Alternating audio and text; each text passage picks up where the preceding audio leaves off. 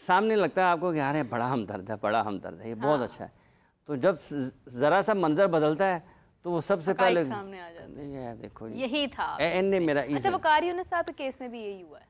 वो देखे ना, वकार यूनुस साहब का जो केस है वो तो उन्होंने तो खुद अपने आप को पेश कर दिया ना कि वो वहाँ पे जो बैठे हुए थे ना, क्या उसका नाम है, अब इसको मज़ाक में लें, इसको लोग ये ना समझें कि हम किसी के ऊपर कोई सख्त, क्योंकि मज़ाक भी ज़िंदगी का एक अहम हिस्सा है, ठीक है।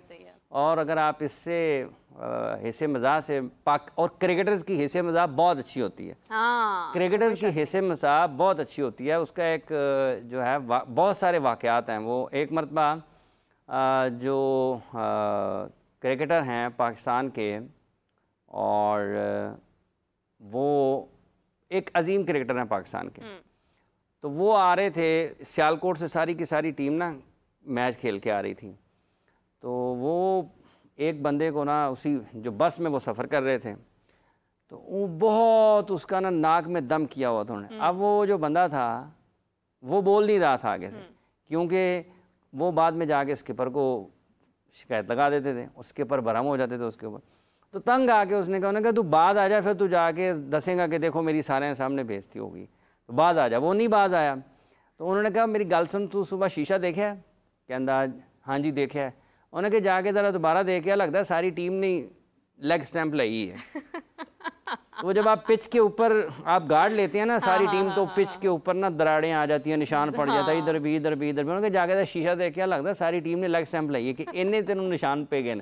तो वो क्रिकेटर्स की हिस्से में साहब बहुत अच्छी होती है। और जहाँ तक ताल्लुक वकार यूनुस साहब का है, उनके इस केस में तो लोगों को जो वहाँ पे बैठे हुए थे ना, जिनकी वजह से क्रिकेट तबाह हो रही है, उन्होंने तो वकार यूनुस साहब को इसी तरीके से उन्होंने उनको पटारी में बंद किया। उन्होंने कहा अगर ये यहाँ पे रहा, ये अगर टॉप पोजीशन पे रह गया, ये हो ना को कुछ ठीक ही ना कर दे, मतलब ये जो हमारा जो जहर है जो पाकिस्तान के क्रिकेट में फैला हुआ है उसको निकाल ही ना दें वकार यूनुस साहब।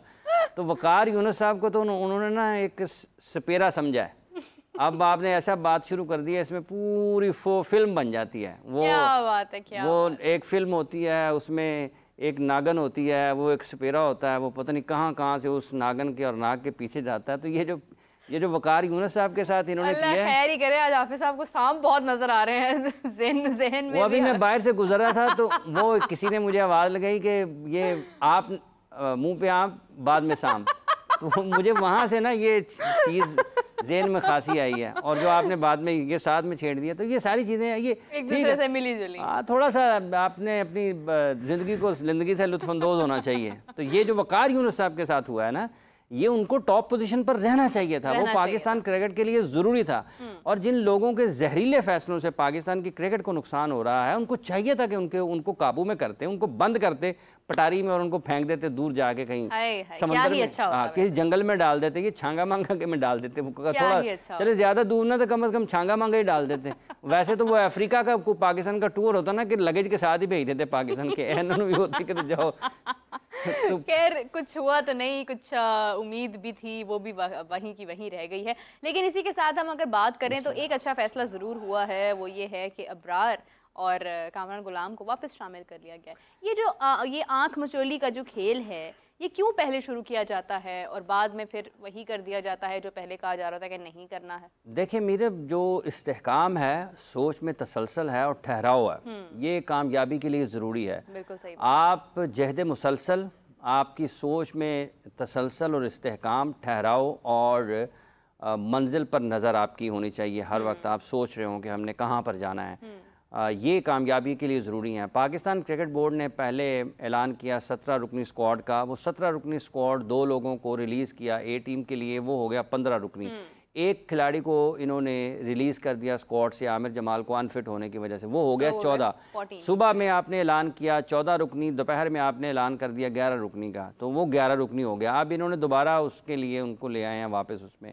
अब देखना ये है कि ये ज़्यादा बेहतर तरीके से चीज़ों को आप इंतज़ामात इनके कर सकते हैं। अगर आप देखें ना, बहुत ज़्यादा शोर रहा पाकिस्तान में रैंकिंग का, फिर रैंकिंग ये हो गई, रैंकिंग वो हो गई, तो अब की जो दर्जाबंदियाँ आ रही हैं उसमें तो बाबर आजम भी नीचे जा रहे हैं, तलज़नी का शिकार हुए हैं ना। तो ये किस चीज़ का, आप कभी भी देखें वो एक, और जेशा साहब जो है वो चेयरमैन बन गए हैं तो साथ ही रैंकिंग में बाबर नीचे आ गए।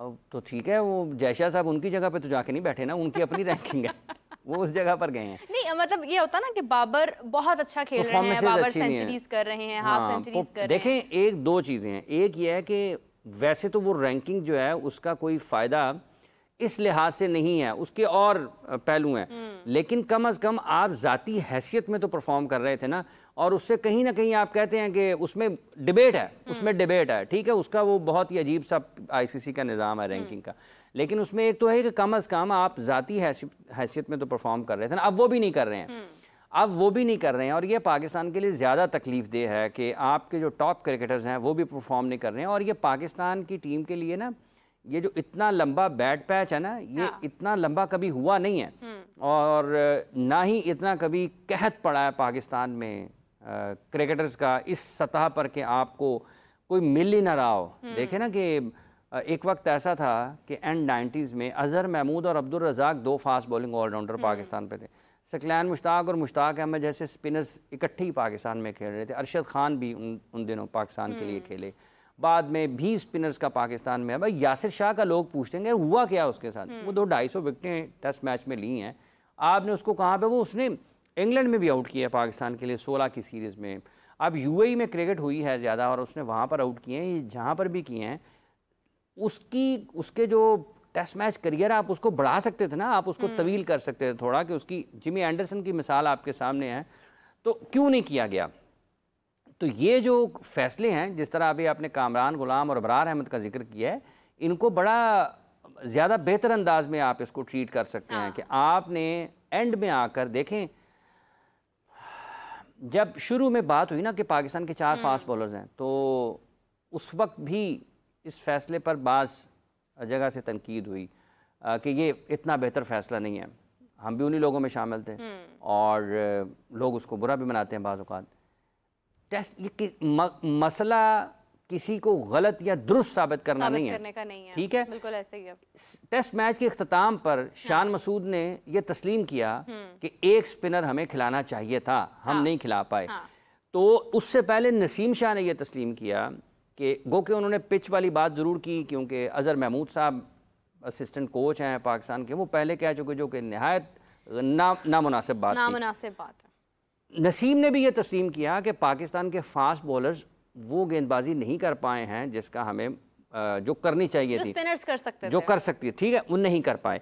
अब जो क्रिकेटिंग रीजंस हैं, अगर आप उनकी बात करें तो उसमें आपकी टैक्टिकल जो चीज़ें थी वो आपने गलत की, आपने टीम सिलेक्शन में गलतियाँ की, आपने जैसे बैटिंग उसके बाद जो आपने डिक्लेरेशन की तरफ गए 448 पे, उसमें भी गलती थी कि आपको इतनी बैटिंग करने के बावजूद भी पिच नहीं समझ सके आप। चलें, एक तो ये हुआ ना कि इब्तदा में आपको नहीं पता चला पिच का, ठीक है, लेकिन जब आपने 448 कर लिया, इतनी लंबी बैटिंग पाकिस्तान ने कर ली, मेरा ख्याल है 131 ओवर्स थे शायद, मुझे एग्जैक्ट याद नहीं है, लेकिन शायद मेरे ख्याल से 113 ओवर्स थे, नहीं 131 शायद, 131 शायद। जब मतलब नेक्स्ट इनिंग्स हुई हैं तो बांग्लादेश ने इतने ओवर्स में स्कोर मुकम्मल कर लिया था। अब पाकिस्तान ने जितने ओवर्स खेले ना 448 में, टोटल ओवर्स जो खेले 448 में, तो वो इतने ओवर्स तक भी आपको पिच का अंदाज़ा नहीं हुआ कि यार अगर हमने 448 किया है तो किस पैटर्न पे किया है, क्या हमारी विकेटें बॉलिंग की वजह से आउट हुई हैं, बहुत अच्छे बॉल हुए हैं, या फिर हमारी भी कहीं ना कहीं गलती थी। उसमें आप देखें कि आपको उन शॉट्स में भी जो विकेटें पाकिस्तान की गिरी हैं, आपको ये लगेगा कि पाकिस्तान के जो बैटर्स हैं उन्होंने गलत शॉट खेले हैं। पाकिस्तान के बॉलर्स को आप देखें तो आपको लगेगा कि विकेट की वजह से आउट हुए हैं। चलें, ये भी ज़हन में आ गया, ये भी ज़रा लोगों को, जो आउट किए हैं ना खुर्रम शहजाद ने, वो उसने आउट किए हैं बॉलर बैट्समैनों को, पाकिस्तान के बैटर्स ने विकेट्स थ्रो किए हैं, पहले इनिंग्स में भी, सेकंड इनिंग्स में भी। तो टेक्टिकल चीज़ें जो हैं, जो क्रिकेटिंग चीज़ें हैं, जो क्रिकेट के मामलात हैं, आप उनको बयान करें कि क्या आपके जो दूसरी इनिंग्स में बैटर्स आउट हुए हैं, पूरी की पूरी टीम आपकी, आप उन शॉट्स को जस्टिफाई कर सकते हैं? क्या उनमें पिच का अमल दखल था? वो आपकी क्रिकेट की जो सलाहियत है उसके ऊपर सवाल था कि वो साइम अयूब दूर खेले, अपने शान दूर खेले जल्दी में। आपको किस चीज़ की जल्दी है यार? आपने शफीक भी इनफैक्ट, अब्दुल्ला ने तो ऐसा काम किया है जो उस पूरी इनिंग्स में जो सबसे गंदा शॉट खेला है वो अब्दुल्ला शफीक ने खेला है। और उस टाइम में एक पार्टनरशिप मैच का नक्शा कुछ और कर सकती थी, वो उन्होंने पता नहीं निकल के कराया, शायद पता नहीं वो पावर प्ले का T20 मैच में आखिरी बॉल था, उन्होंने कहा ये छक्का निकाल लें, स्कोर पाकिस्तान का 64 या 70 हो जाएगा तो पावर प्ले में। तो ये जो पाकिस्तान की विकेटें गिरी हैं, एक तो फास्ट बॉलिंग, पाकिस्तान की बॉलिंग ठीक नहीं हुई, फिर जो आपने ख़राब बैटिंग की है दूसरी इनिंग्स में, तो लोगों को ये तो बताएं कि पिच की वजह से कौन से बैट्समैन आउट हुए। उन्होंने आपको अच्छी गेंदबाजी से आउट किया, अच्छे एक जगह पर लाइन पर बॉल किए, करने में और आउट होने में फर्क है ना जी। तो ये जो चीज़ें थी, अगर इसके ऊपर आप एक्सप्लेनेशन दें, वजाहत लोगों को इसके ऊपर दें, क्रिकेटिंग लॉजिक के साथ आएँ, दलील के साथ आएँ, मंतक के साथ आएँ, वजह बयान करें कि क्या हुआ है असल में पाकिस्तान के साथ। मतलब ये नहीं है कि पिच के ऊपर मलबा डाल के चले जाएं। उनसे तो किसी ने नहीं कहा कि पिच बांग्लादेश वालों से, इन्हीं को मुसीबत पड़ी हुई थी। तो ये सारी चीज़ें जहाँ से सवाल शुरू हुआ है कि इस्तेकाम आपकी सोच में होना चाहिए, तसलसल होना चाहिए आप में, ये जो आपकी खेल की समझ बूझ है वो आपको नज़र आनी चाहिए फैसलों से।